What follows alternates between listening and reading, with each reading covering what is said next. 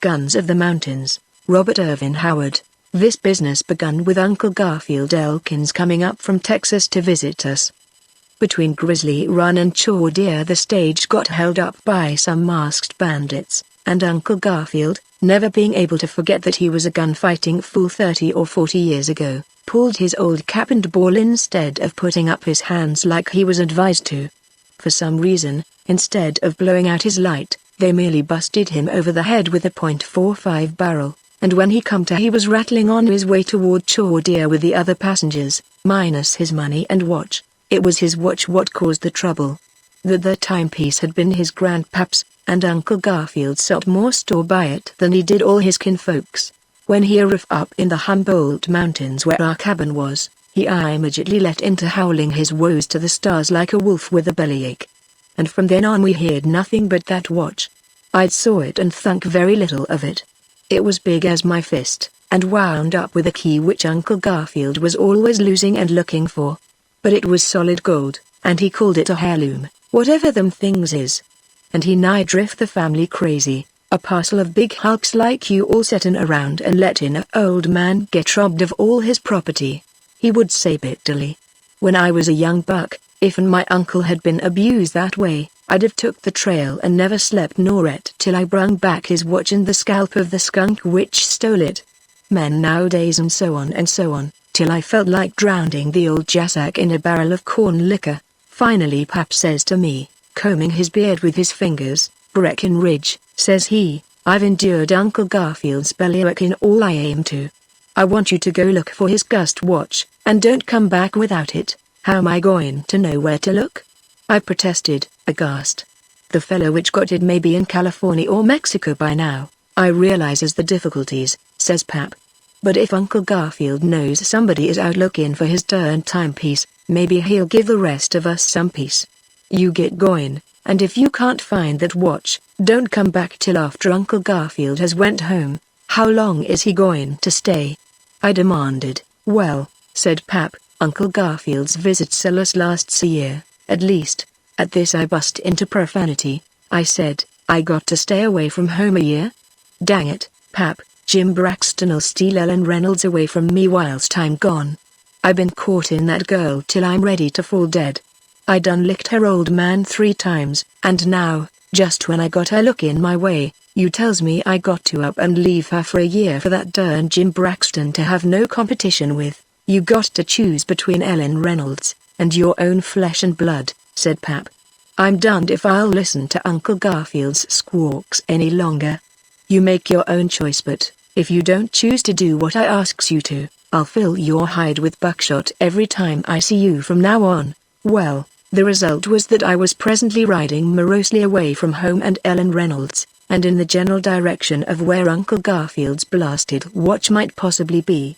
I passed by the Braxton cabin with the intention of dropping Jim a warning about his actions whilst I was gone, but he wasn't there. So I issued a general defiance to the family by slinging a .45 slug through the winder which knocked a cob pipe out to old man Braxton's mouth. That soothed me a little, but I knowed very well that Jim would make a beeline for the Reynolds cabin the second I was out of sight. I could just see him gorging on Ellen's bear meat and honey, and bragging on himself. I hoped Ellen would notice the difference between a loud-mouthed boaster like him, and a quiet, modest young man like me, which never bragged, though admittedly the biggest man and the best fighter in the Humboldts. I hoped to meet Jim somewhere in the woods as I rode down the trail, for I was intending to do something to kind of impede his courting while I was gone, like breaking his leg, or something, but luck wasn't with me. I headed in the general direction of Chaw Deer, and the next day seen me riding in gloomy grandeur through a country quite some distance from Ellen Reynolds. Pap always said my curiosity would be the ruination of me someday, but I never could listen to guns popping up in the mountains without wanting to find out who was killing who. So that morning, when I heard the rifles talking off amongst the trees, I turned cat and kid aside and left the trail and rode in the direction of the noise. A dim path wound up through the big boulders and bushes, and the shooting kept getting louder.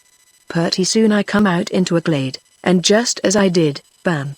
Somebody let go at me from the bushes and a .45-70 slug cut both my bridle reins nearly in half. I instantly returned the shot with my .45, getting just a glimpse of something in the brush, and a man let out a squall and jumped out into the open, wringing his hands. My bullet had hit the lock of his Winchester and mighty nigh jarred his hands off him. "Cease that ungodly noise," I said sternly, pinting my .45 at his paywinder, "and tell me how come you waylaid innocent travelers." He quit working his fingers and moaning, and he said, "I thought you was Julcan, the outlaw. You're about his size." "Well, I ain't," I said. "I'm Breckenridge Elkins, from the Humboldts. I was just riding over to learn what all the shootin' was about." The guns was firing in the trees behind the fellow, and somebody yelled what was the matter. "Ain't nothing the matter," he hollered back. "Just a misunderstanding." And he said to me, "I'm glad to see you, Elkins. We need a man like you." "I'm Sheriff Dick Hopkins, from Grizzly Run. Where at's your star?" I inquired. "I lost it in the brush." He said, "Me and my deputies have been chasing Tarantula Bixby and his gang for a day and a night, and we got 'em cornered over there in a old deserted cabin in a holler. The boys is shooting at 'em now. I heard you comin' up the trail and snuck over to see who it is. Just as I said, I thought you was Ken. Come on with me. You can help us." "I ain't no deputy," I said. "I got nothing against Tarantula Bixby." "Well, you want to uphold the law, don't you?" he said. "No," I said. "Well, gee whiz," he wailed. "If you ain't a hell of a citizen, the country's going to the dogs. What chance has an honest man got?" "Or, shut up," I said. "I'll go over and see the fun, anyhow." So he picked up his gun, and I tied Captain Kidd, and followed the sheriff through the trees till we come to some rocks, and there was 4 men laying behind them rocks and shooting down into a hollow. The hill sloped away mighty steep into a small basin that was just like a bowl, with a rim of slopes all around. In the middle of this bowl there was a cabin and puffs of smoke was coming from the cracks between the logs. The men behind the rocks looked at me in surprise, and one of them said, "What the hell?" But the sheriff scowled at them and said, "Boys, this here is Breck Elkins. I done told him already about us been a posse from Grizzly Run, and about how we got Tarantula Bixby and 2 of his cutthroats trapped in the cabin." One of the deputies bust into a guffaw and Hopkins glared at him and said, "What you laughin' about, you spotted hyena?" "I swallowed my tobacco and that allus gives me the hystericals," mumbled the deputy, looking the other way. "Hold up your right hand, Elkins," requested Hopkins. So I done so, wondering what for. And he said, "Does you swear to tell the truth, the whole truth and nothing but the truth, e pluribus unum, anno Domini to wit in status quo?" "What the hell are you talking about?" I demanded. "Them which God has joined asunder let no man put together," said Hopkins. "Whatever you say will be used against you and the Lord have mercy on your soul." "That means you're a deputy." "I just swore you in." "Go set on attack," I snorted disgustedly. "Go catch your own thieves. And don't look at me like that. I might bend a gun over your skull." "But Elkins," pleaded Hopkins, "with your help we can catch them rats easy. All you got to do is lay up here behind this big rock and shoot at the cabin and keep 'em occupied till we can sneak around and rush 'em from the rear. See, the bresh comes down pretty close to the foot of the slope on the other side, and gives us cover. We can do it easy, with somebody keeping their attention over here. I'll give you part of the reward." "I don't want no darned blood money," I said, backing away. And besides I'd absent-mindedly backed out from behind the big rock where I had been standing, and a .30-30 slug burned its way across the seat of my breeches. "Darn them murderers!" I bellowed, seeing red. "Gimme a rifle. I'll learn 'em to shoot a man behind his back. Gwan, take 'em in the rear. I'll keep 'em busy, good boy," said Hopkins. "You'll get plenty for this." It sounded like somebody was snickering to themselves as they snuck away, but I give no heed. I squinted cautiously around the big boulder, and begun sniping at the cabin. All I could see to shoot at was the puffs of smoke which marked the cracks they was shooting through, but from the cussing and yelling which begun to float up from the shack, I must have throwed some lead mighty close to them. They kept shooting back, and the bullets splashed and buzzed on the rocks, and I kept looking at the further slope for some sign of Sheriff Hopkins and the posse. But all I heard was a sound of horses galloping away toward the west. I wondered who it could be, and I kept expecting the posse to rush down the opposite slope and take them desperados in the rear, and whilst I was craning my neck around a corner of the boulder wang, a bullet smashed into the rock a few inches from my face and a sliver of stone took a notch out of my ear. I don't know of nothing that makes me madder than to get shot in the ear. I seen red and didn't even shoot back. A mere rifle was too paltry to satisfy me. Suddenly I realized that the big boulder in front of me was just poised on the slope, its underside partly embedded in the earth. I threw down my rifle and bent my knees and spread my arms and gripped it. I shook the sweat and blood out of my eyes, and bellowed so them in the hollow could hear me, "I'm giving you all a chance to surrender. Come out, your hands up." They give loud and sarcastic jeers, and I yelled, "All right, you ring-tailed jackasses. If you get squashed like a pancake, it's your own fault. Here she comes," and I heaved with all I had. The veins stood out on my temples, my feet sunk into the ground, but the earth bulged and cracked all around the big rock. Rivulets of dirt began to trickle down, and the big boulder groaned, give way and lurched over. A dumbfounded yell rose from the cabin. I leapt behind a bush, but the outlaws was too surprised to shoot at me. That enormous boulder was tumbling down the hill, crushing bushes flat and gathering speed as it rolled. And the cabin was right in its path. Wild yells bust the air, the door was thrown violently open, and a man hove into view. Just as he started out of the door I let bam at him and he howled and ducked back just like anybody will when a .45-90 slug knocks their hat off. The next instant that thundering boulder hit the cabin. Smash! It knocked it sideways like a 10-pin and caved in the wall, and the whole structure collapsed in a cloud of dust and bark and splinters. I ran down the slope, and from the yells which issued from under the ruins, I knowed they hadn't all been killed. "Does you all surrender?" I roared. "Yes, darn it!" They squalled. "Get us out from under this landslide, throw out your guns," I ordered. "How in hell can we throw anything?" They hollered wrathfully. "We're pinned down by a ton of rocks and boards and we've been squeezed to death. Help, murder, or, shut up," I said. "You don't hear me carrying on in no such hysterical way, does you?" Well, they moaned and complained, and I set to work dragging the ruins off them, which wasn't no great task. Pretty soon I seen a booted leg and I laid hold of it and dragged out the critter it was fastened to, and he looked more done up than what my brother Bill did that time he wrestled a mountain lion for a bet. I took his pistol out of his belt, and laid him down on the ground and got the others out. There was 3, altogether, and I disarmed them and laid them out in a row. Their clothes was nearly tore off, and they was bruised and scratched, and had splinters in their hair, but they wasn't hurt permanent. They sot up and felt of theirselves, and one of them said, "This here is the first earthquake I ever seen in this country." "'Twarn't no earthquake," said another. "It was avalanche." "Listen here, Joe Partland," said the first un, grinding his teeth. "I says it was a earthquake, and I ain't the man to be called a liar." "Oh, you ain't?" said the other, bristling up. "Well, lemme tell you something, Frank Jackson, this ain't no time for such arguments," I admonished him sternly. "As for that there rock, I rolled it at you myself." They gaped at me. "Who are you?" said one of them, mopping the blood off of his ear. "Never mind," I said. "You see this here Winchester? Well, you all sit still and rest yourselves. Soon as the sheriff gets here, I'm going to hand you over to him." His mouth fell open. "Sheriff?" he said, dumb-like.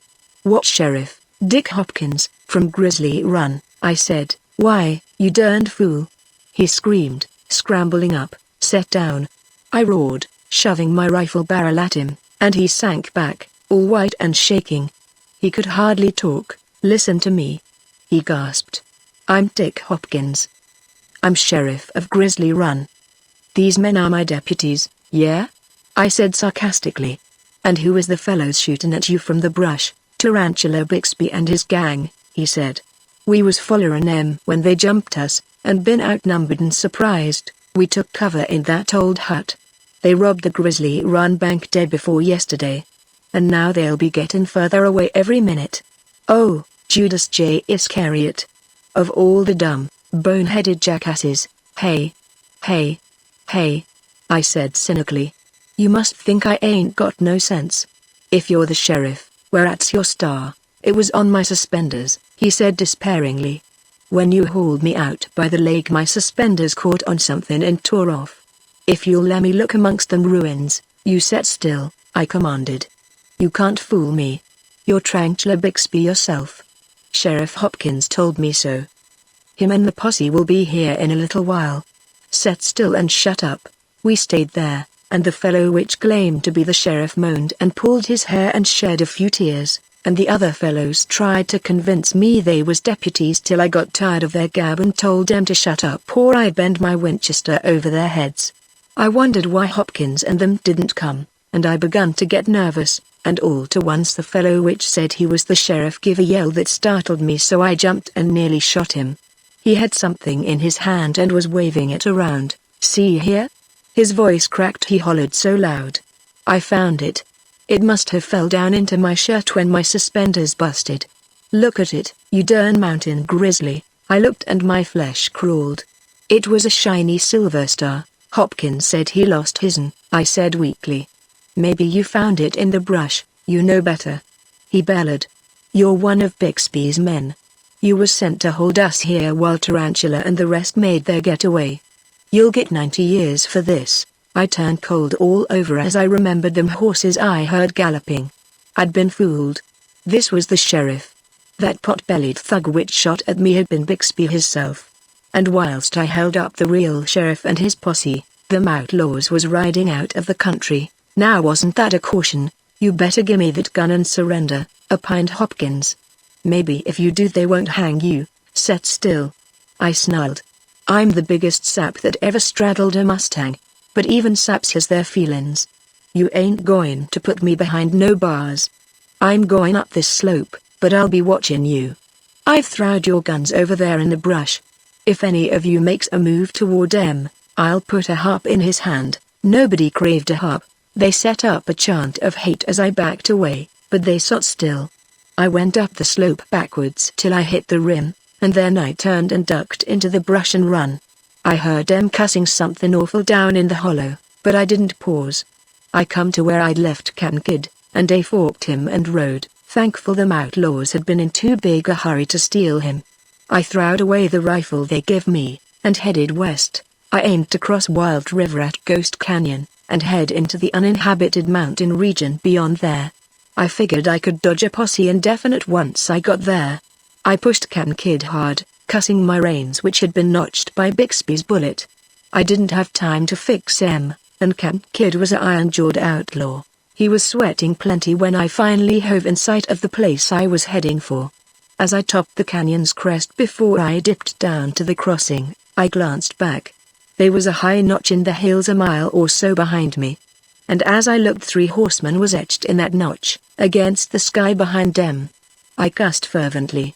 Why hadn't I had sense enough to know Hopkins and his men was bound to have horses tied somewheres near? They'd got their mounts and followed me, figuring I'd aim for the country beyond Wild River. It was about the only place I could go, not wanting no running fight with no sheriff's posse. I raced recklessly down the sloping canyon wall, busted out of the bushes and stopped short. Wild River was on the rampage bank, full in the narrow channel and boiling and foaming. Been a big rain somewhere away up on the head, and the horse wasn't never foaled which could swam it. There wasn't but one thing to do, and I done it. I wheeled Cap'n Kidd and headed up the canyon. 5 miles up the river there was another crossing, with a bridge if it hadn't been washed away. Cap'n Kidd had his second wind and we was going lickety-split, when suddenly I heard a noise ahead of us, above the roar of the river and the thunder of his hoofs on the rocky canyon floor. We was approaching a bend in the gorge where a low ridge run out from the canyon wall, and beyond that ridge I heard guns banging. I heaved back on the reins and both of them snapped in two. Cap'n Kidd instantly clamped his teeth on the bit and bolted, like he always done when anything out of the ordinary happened. He headed straight for the bushes at the end of the ridge, and I leaned forward and tried to get hold of the bit rings with my fingers. But all I done was swerve him from his course. Instead of following the canyon bed on around the end of the ridge, he went right over the rise, which sloped on that side. It didn't slope on t'other side, it fell away abrupt. I had a fleeting glimpse of 5 men crouching amongst the bushes on the canyon floor with guns in their hands. They looked up and Captain Kidd braced his legs and slid to a halt at the lip of the low bluff and simultaneously bobbed his head and throwed me heels over head down amongst them. My boot heel landed on somebody's head, and the spur knocked him cold and blame near scalped him. That partly bust my fall, and it was further cushioned by another fellow which I landed on in a sitting position, and which took no further interest in the proceedings. The other 3 fell on me with loud brutal yells, and I reached for my .45 and found to my humiliation that it had fell out of my scabbard when I was throwed, so I riz with a rock in my hand and bounced it off of the head of a fellow which was fixing to shoot me, and he dropped his pistol and fell on top of it. At this juncture one of the survivors put a buffalo gun to his shoulder and sighted, then evidently fearing he would hit his companion which was carving at me on the other side with a bowie knife, he reversed it and ran in swinging it like a club. The man with the knife got in a slash across my ribs and I then hit him on the chin, which was how his jawbone got broke in 4 places. Meanwhile the other swung at me with his rifle, but missed my head and broke the stock off across my shoulder. Irritated at his persistency in trying to brain me with the barrel, I laid hands on him and throwed him head-on against the bluff, which is when he got his fractured skull and concussion of the brain, I reckon. I then shook the sweat from my eyes, and glaring down, recognized the remains as Bixby and his gang. I might have knew they'd head for the wild country across the river, same as me. Only place they could go. Just then, however, a clump of bushes parted, near the river bank, and a big black-bearded man riz up from behind a dead horse. He had a 6-shooter in his hand and he approached me cautiously. "Who are you?" he demanded. "Where'd you come from?" "I'm Breckenridge Elkins," I answered, mopping the blood off of my shirt. "What is this here business, anyway?" "I was settin' here peaceable waitin' for the river to go down so I could cross," he said, "when up rode these yeggs and started shootin'. I'm a honest citizen." "You're a liar," I said with my usual diplomacy. "You're Joel Can, the worst outlaw in the hills. I seen your picture in the post office at Chaudier." With that he pinted his .45 at me and his beard bristled like the whiskers of a old timber wolf. "So you know me, hey?" he said. "Well, what you going to do about it, hey? Want to collect the reward money, hey?" "No, I don't," I said. "I'm a outlaw myself, now. I just run foul of the law account of these skunks. They's a posse right behind me." "They is?" he snarled. "Why'n't you say so? Here, let's catch these fellas' horses and light out. Cheapskates. They claims I double-crossed 'em in the matter of a stagecoach hold-up we pulled together recently. I been avoiding 'em 'cause I'm a peaceful man by nature, but they rode onto me unexpected today. They shot my horse first crack. We been trading lead for more'n an hour without doing much damage, but they'd got me eventually, I reckon. Come on.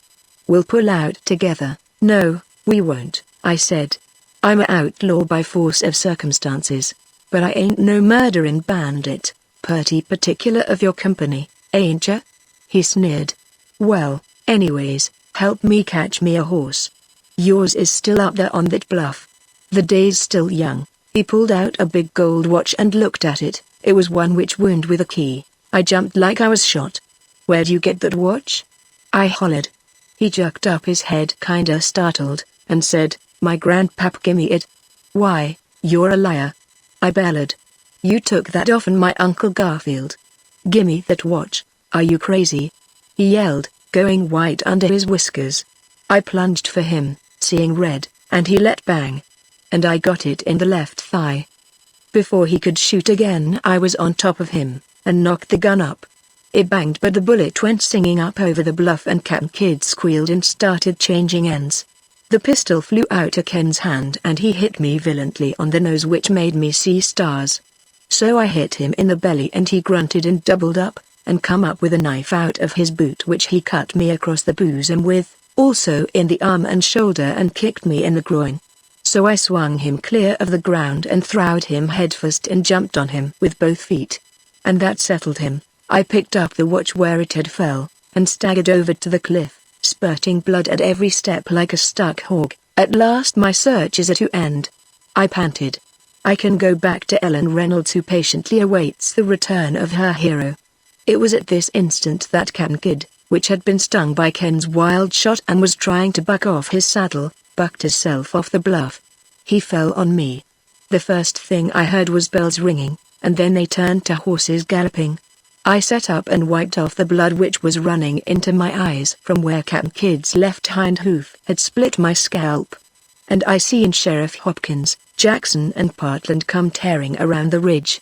I tried to get up and run, but my right leg wouldn't work. I reached for my gun and it still wasn't there. I was trapped. "Look there!" yelled Hopkins, wild-eyed. "That's Bixby on the ground and all his gang. And ye gods, there's Joel Ken. What is this, anyhow? It looks like a battlefield. What's that set in there? He's so bloody I can't recognize him. It's the hillbilly," yelled Jackson. "Don't move or I'll shoot ya." "I already been shot," I snarled. "Grandy, your worst. Fate is against me." They dismounted and stared in awe. "Count the dead, boys," said Hopkins in a still, small voice. "Or," said Partland, "ain't none of 'em dead, but they'll never be the same men again. Look. Bixby's come in too." "Who done this, Bixby?" Bixby cast a wobbly eye about till he spied me, and then he moaned and shriveled up. "He done it. He waited. He trailed us down like a bloodhound and jumped on us from behind. He tried to scalp me. He ain't human." And he burst into tears. They looked at me, and all took off their hats. "Elkins," said Hopkins in a tone of reverence, "I see it all now. They fooled you into thinking they was the posse and us the outlaws, didn't they? And when you realized the truth, you hunted 'em down, didn't you? And cleaned 'em out single-handed, and Joel Ken, too, didn't you?" "Well," I said groggily, "the truth is, we understand," Hopkins soothed. "You mountain men is all modest. Hey, boys, tie up them outlaws whilst I look at Elkins' wounds." "If you'll catch my horse," I said, "I got to be riding back." "Gee whiz, man," he said, "you ain't in no shape to ride a horse. Do you know you got 4 busted ribs and a broke arm, and 1 leg broke and a bullet in the other, to say nothing of been slashed to ribbons? We'll rig up a litter for you. What's that you got in your good hand?" I suddenly remembered Uncle Garfield's watch which I'd kept clutched in a death grip. I stared at what I held in my hand, and I fell back with a low moan. All I had in my hand was a bunch of busted metal and broken wheels and springs, bent and smashed plumb beyond recognition. "Grab him!" yelled Hopkins. "He's fainted. Plant me under a pine tree, boys," I murmured weakly. "Just carve on my tombstone, he fit a good fight but fate dealt him the joker." A few days later a melancholy procession wound its way up the trail into the Humboldts. I was packed on a litter. I told them I wanted to see Ellen Reynolds before I died, and to show Uncle Garfield the ruins of the watch, so he'd know I done my duty as I seen it. As we approached the locality where my home cabin stood, who should meet us but Jim Braxton, which tried to conceal his pleasure when I told him in a weak voice that I was a dying man. He was all dressed up in new buckskins and his exuberance was plumb disgustful to a man in my condition. "Too bad," he said. "Too bad, Breckenridge. I hoped to meet you, but not like this, of course. Your pap told me to tell you if I seen you about your Uncle Garfield's watch. He thought I might run into you on my way to Chaudier to get a license." "Hey?" I said, pricking up my ears. "Yeah, me and Ellen Reynolds is going to get married." "Well," as I started to say, "seems like one of them bandits which robbed the stage was a fellow whose dad was a friend of your Uncle Garfield's back in Texas. He recognized the name in the watch and sent it back, and it got here the day after you left. They say it was jealousy which made me rise up on my litter and fracture Jim Braxton's jawbone. I denies that. I stoops to no such petty practices. What impelled me was family conventions. I couldn't hit Uncle Garfield, I had to hit somebody, and Jim Braxton just happened to be the nearest one to me.